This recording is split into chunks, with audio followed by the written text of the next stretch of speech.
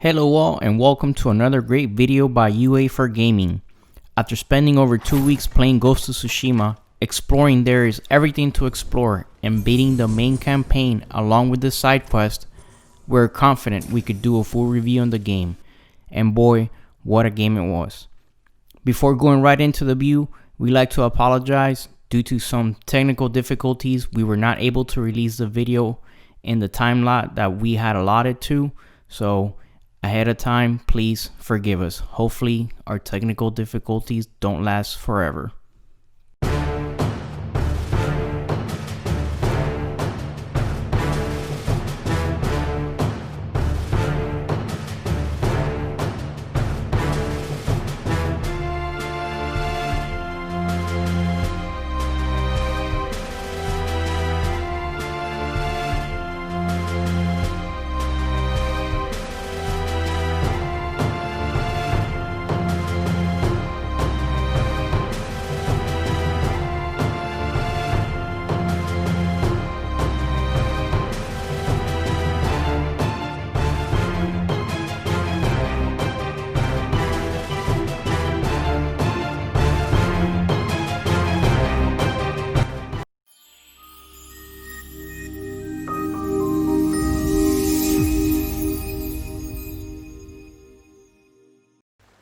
Ghost of Tsushima was first announced at Paris Game Week in October 2017, and it gathered quite a following from there. The setting of the game is based on the actual event of 1274 when Japan was invaded by the Mongols. Mustering only 80 samurais to defend the island against thousands of Mongols, it was a disastrous battle for the samurai. Jin Sakai, being the nephew of the Jito of Tsushima, Lord Shimura, which is the land steward appointed by the shogun himself, goes into battle with his uncle. During the battle, Lord Shimura becomes a hostage and Jin makes an unsuccessful attempt at rescuing him. Being nursed back to health, Jin sets on his path to try to rescue his uncle once again. During this time, Ghost of Tsushima does what no other samurai game that I have ever played does: show the difference between a samurai and a shinobi. A samurai is all about honor, fighting your opponent head on. A shinobi is the complete opposite. He's an assassin who attacks from the shadow without alerting their enemy or their presence. Due to the Mongols not fighting fairly, this is a constant struggle that plagues Jin. Follow the samurai code which your uncle has instilled in him from a very early age, or use the new tactic to overcome his invaders. Ghost of Tsushima has a great cast to help Jin on his journey.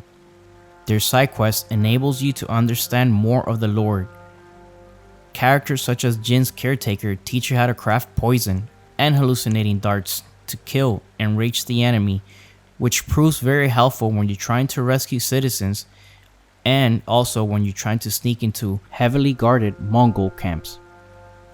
Other side quests reward you with gear or techniques to help you improve your combat skills. You'll be able to determine what rewards you'll get from each mission. Gray marked icons are supporting character side quests. The blue marked icons are tales in which Jin unlocks unlockable movesets and also armor sets such as samurai and ronin armors. While completing these side quests, Jin will experience many events and emotions that will shape him into later becoming the Ghost of Tsushima.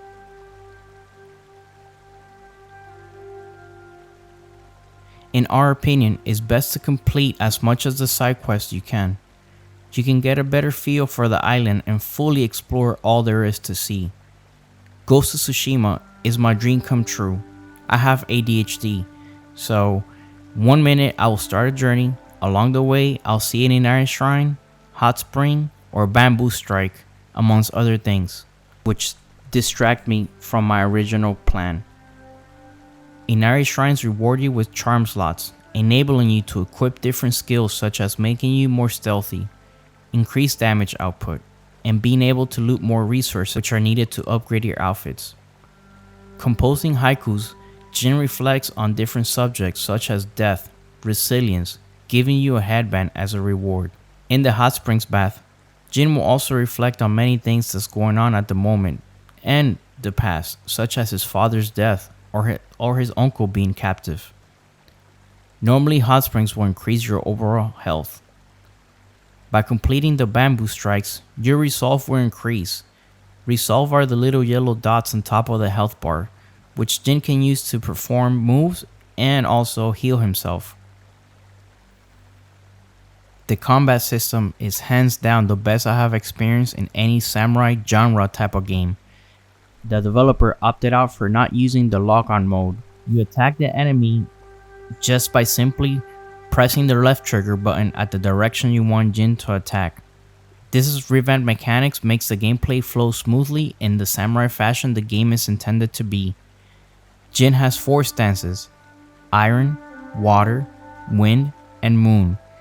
Each stance is designed to help you overcome certain types of enemy. Iron stance is best to stagger enemy with the swords. Water stance allows you to open up an enemy holding a shield. Wind is for enemies who are using a spear, and finally Moon is for brutes with heavy weapons. You're able to switch in and out of each stance without any trouble. The game slows down in order for you to repel an attack from someone who has a shield immediately right after fighting an enemy with a sword. Part of the exploration of the island of Tsushima, you will meet other Ronins and other characters who will challenge you to a samurai duel. Ghost of Tsushima really shows off its graphics and the Akira Kurosawa type of film from which it was largely inspired. Each duel is a location with a gorgeous backdrop with a constant piece of the environment moving, whether it's a waterfall, red maple leaves, or violet flower petals. The one thing I have to say was missing was a duel with a cherry blossom tree on its background. Having these great graphics and renderings, you won't be able not to partake in the time-consuming photo mode. I have to say it's time-consuming because it kept us from completing side quests and exploring the island due to the fact that we were trying to compose screenshots for the game. The game does have a few minor bugs which are apparent during the second act of the game. Best example is this guy right here planking right after I just took him out on top of this Mongol boat. And I also had to restart one mission due to the fact that the game just started responding. However, nothing that it was unmanageable. Sucker Punch was able to patch most of these bugs in the first patch before the game release, and they just have released another one increasing the difficulties. Other things I wish the game would have done better is not copy and pasting so much of the NPCs that are throughout the world.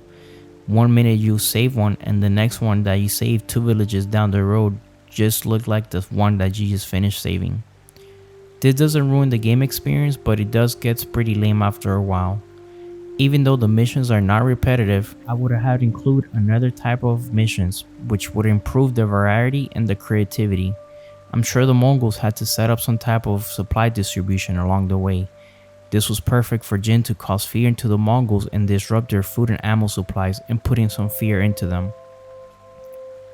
As far as post-game, there's not much to do besides exploring once you liberate the island from the Mongol horde. You can finish exploring the island, but if you want to get into any type of combat, you have to pretty much start a whole new game and do it all over. This does provide a great opportunity to beat the game in hard mode, which is fun and offers a new challenge. Ghost of Tsushima does what it sets out to do. Provide an authentic samurai experience showcasing the distinction between a samurai and a ninja, and at the same time displaying marvelous sword fighting gameplay and a story which is engaging from beginning to end. As far as 2020 goes, this has been the best open world game we have encountered this year. Will it reach Game of the Year? We certainly hope so. This game deserves a solid 10 for its unique gameplay mechanics, awesome graphics, and unrivaled story. Until next time, hope to see you again.